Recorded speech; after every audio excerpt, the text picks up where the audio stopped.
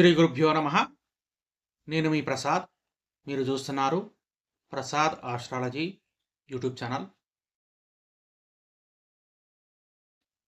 ఈ వీడియోలో మనము బృహస్పతి అంటే గురుగ్రహము ప్రసాదించే మరొక యోగం గురించి ఈ వీడియోలో మనం చూద్దాం. దానికంటే ముందుగా మనము గతంలో నేను చేసిన రవి నుంచి బుధుడి వరకు, అలాగే గురుచంద్ర యోగము, గజకేసరి యోగము, గురుచంద్ర యోగము అనే ఈ యోగాల గురించి ఆల్రెడీ వీడియోలు అప్లోడ్ చేశాను. కాబట్టి ఆ వీడియోలు కనుక చూడకపోతే పైన కార్డ్స్లో వదిలేస్తాను, చూడండి. చూసి మీ అభిప్రాయాన్ని కామెంట్ రూపంలో తెలియజేయండి. వీడియోలు నచ్చితే లైక్ చేయండి. అలాగే మన ఛానల్ని సబ్స్క్రైబ్ చేసుకోకపోతే సబ్స్క్రైబ్ చేసుకోండి. ఇక వీడియోలోకి వెళ్దాం. హంసయోగము. ఈ హంసయోగము అనేది పంచమహాపురుష యోగాల్లో ఒక అత్యంత శుభయోగం అన్నమాట. ఈ యోగం ప్రధానంగా బలంగా ఉన్నప్పుడు వాళ్లకు జ్ఞానము, సంపద, గౌరవం, ఆధ్యాత్మికత ప్రసాదించే యోగంగా ఉంటుంది. ఇక ఈ హంసయోగం ఏ విధంగా ఏర్పడుతుంది అంటే, ముఖ్యంగా గురువు ఈ యోగాన్ని ఇస్తాడు. ఆయన స్వక్షేత్రంలో కానీ లేదా ఉచ్చస్థితిలో కానీ ఉండాలి. అలాగే వీటితో పాటు అంటే స్వక్షేత్రంలో కానీ ఉచ్చస్థితిలో కానీ ఉంటూ ఆ గురువు లగ్నాత్తు కేంద్రస్థానంలో ఉండాలన్నమాట. అంటే 1 కానీ 4 కానీ 7 కానీ 10వ స్థానంలో కానీ ఈ బృహస్పతి ఉండాలి. అలాగే అది ఉచ్చస్థితి అయి ఉండాలి, లేదా కనీసం స్వక్షేత్రంలో ఉండాలన్నమాట. ఈ విధంగా ఉంటే అప్పుడు అది హంసయోగము అనే ఒక మంచి యోగం ఏర్పడుతుంది. అంటే గురువు స్వక్షేత్రాలైనటువంటి ధనస్సులో కానీ మీనంలో కానీ ఉండాలి, లేదా ఉచ్చస్థానమైన కర్కాటక రాశిలో ఉండాలన్నమాట. దాంతోపాటుగా 1, 4, 7, 10 స్థానాలై ఉండాలి. ఇది ముఖ్యమైన తమ్ముడు అన్నమాట. దాంతోపాటుగా ఈ గురువుకి పాపగ్రహ సంబంధం ఉండకూడదు. ఇక ఈ విధంగా గనక ఉంటే వాళ్లకు జ్ఞానము మరియు విద్య, అలాగే ఉన్నత విద్యలో రాణిస్తారు. దాంతోపాటుగా శాస్త్రాలు, వేదాలు, తత్వశాస్త్రము, న్యాయం వంటి విషయాలపై ఆసక్తి ఉంటుంది. అలాగే మంచి సలహాదారులుగా, గురువులుగా పేరు పొందుతారు. అలాగే ధన సంపద క్రమంగా పెరుగుతుంది. అలాగే భూములు, గృహాలు, ఆస్తులు వంటివి లభిస్తాయి. ఆర్థిక స్థిరత్వం ఉంటుందన్నమాట. అలాగే సమాజంలో మంచి పేరు, గౌరవ ప్రతిష్టలు లభిస్తాయి. అలాగే ప్రభుత్వ సంస్థల ద్వారా కానీ లేదా ప్రభుత్వం ద్వారా కానీ వీళ్ళకు గౌరవం లభిస్తుంది. ఇక కుటుంబ జీవిత విషయానికి వస్తే వీళ్ళకు మంచి జీవిత భాగస్వామి లభించే అవకాశం ఉంటుంది. కుటుంబంలో శాంతి, సౌఖ్యం ఉంటుంది. సంతానం ద్వారా సంతోషం పొందుతారు. అలాగే దేవుడిపై వీళ్ళకు భక్తి ఉంటుంది. దానము, ధర్మకార్యాలు చేయాలని ఆసక్తి ఉంటుంది. గురుభక్తి, తీర్థయాత్రలు, మంత్రజపము మొదలైన ఫలితాలు కూడా ఉంటాయి. అంటే వాటిపైన ఆసక్తి కూడా ఉంటుందన్నమాట. దాంతోపాటుగా వీళ్ళకు ఆరోగ్యం బాగా ఉంటుంది. ప్రశాంతమైన మనస్సు, సాత్విక స్వభావం కలిగి ఉంటారు.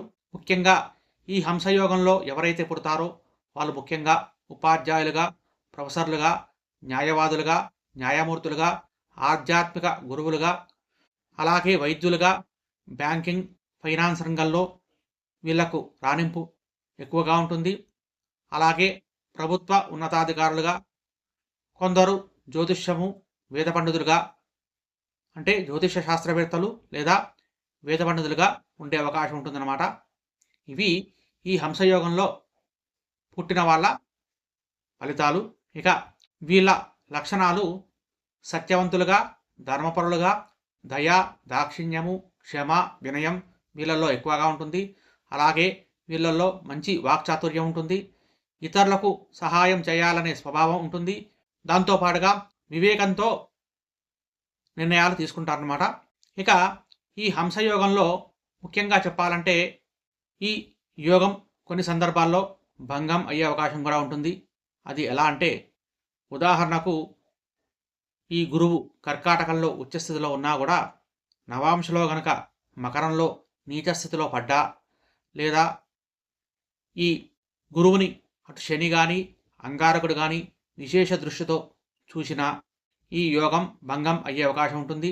అలాగే పాపకర్తరి యోగం అంటే ఈ గురువుకి అటు 2వ స్థానంలో కానీ 12వ స్థానంలో కానీ అంటే 2 స్థానాల్లో పాపగ్రహాలు ఉన్నప్పుడు కూడా ఈ పాపకర్తరి యోగం ఏర్పడే అవకాశం ఉంటుంది. కాబట్టి ఆ సందర్భంలో కూడా యోగభంగం అయ్యే అవకాశం ఉంటుంది.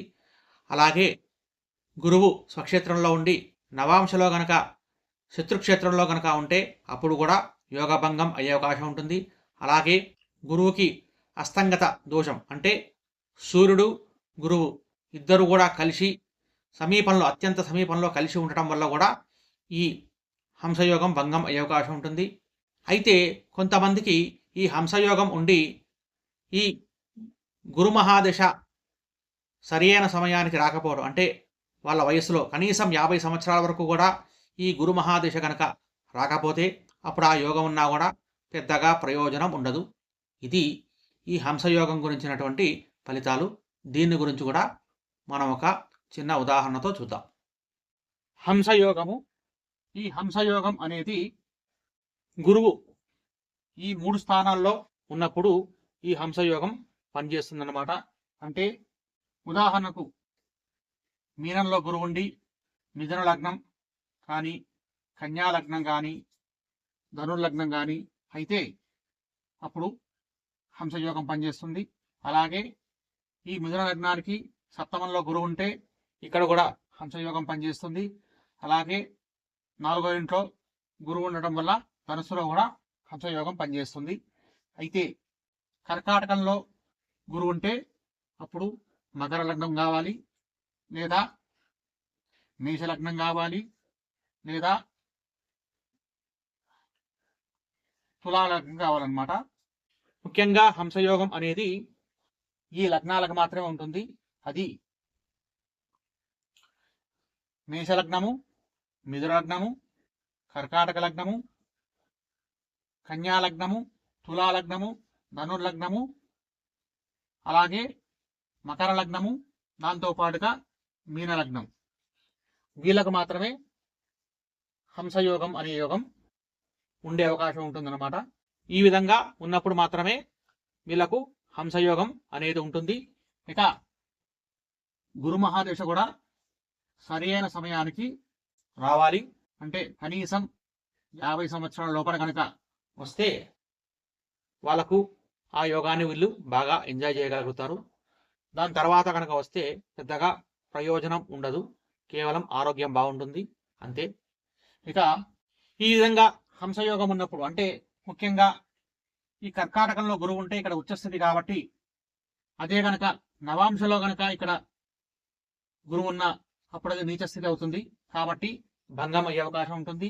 అలాగే ఇక్కడ శత్రుక్షేత్రాలైనటువంటి ఇది దీంట్లో నవాంశలో కనుక ఉంటే అప్పుడు కూడా భంగం అయ్యే అవకాశం ఉంటుంది. దాంతోపాటుగా ఈ విధంగా గురువు ఉన్నప్పుడు ఇక్కడ శని ఇక్కడ కుజుడు ఉన్నప్పుడు ఏమవుతుందంటే అప్పుడు ఇది పాపకర్తరి యోగం అవుతుందన్నమాట. కాబట్టి ఆ విధంగా ఇదే రాశి కాకుండా ఇక్కడ ఉన్నా, అలాగే ఇక్కడ ఉన్నా కూడా ఇక్కడ కుజుడు ఇక్కడ శని, లేదా ఇక్కడ శని ఇక్కడ కుజుడు ఈ విధంగా ఉన్నా కూడా అటు ఇటు ఉన్నా కూడా అప్పుడు దాంతోపాటు రవి ఉన్నా కూడా ఒకవేళ ఈ విధంగా రవి కలిసి ఉన్నా కూడా ఈ హంసయోగం అనే యోగం భంగం అయ్యే అవకాశం ఉంటుంది. అంటే సరిగా పనిచేయదు అన్నమాట. యోగం ఉన్నప్పటికీ అంతగా పనిచేయదు. కాబట్టి ఇది కూడా పాఠకులు వీక్షకులు గ్రహించాలి. ఇది ఈ హంసయోగం గురించినటువంటి పూర్తి వీడియో. ఈ వీడియో కనుక మీకు నచ్చితే లైక్ చేయండి, షేర్ చేయండి. అలాగే మన ఛానల్ కనుక సబ్స్క్రైబ్ చేసుకోకపోతే సబ్స్క్రైబ్ చేసుకోండి. గోబ్రాహ్మణేభ్యః శుభమస్తు నిత్యం. లోకా సమస్తా సుఖినో భవంతు. స్వస్తి.